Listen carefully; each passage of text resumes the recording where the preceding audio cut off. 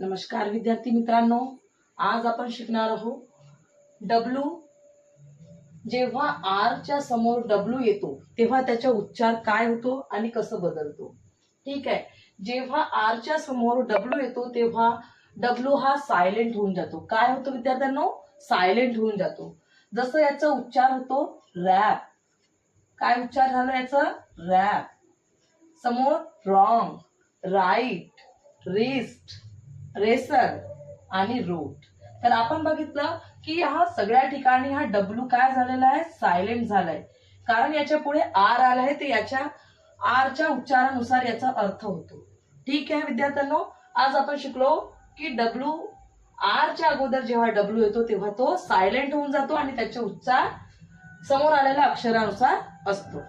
हा व्हिडिओ आवडला असेल तर याला लाईक करा, सबस्क्राईब करा आणि चॅनलला शेअर करा। थँक्यू।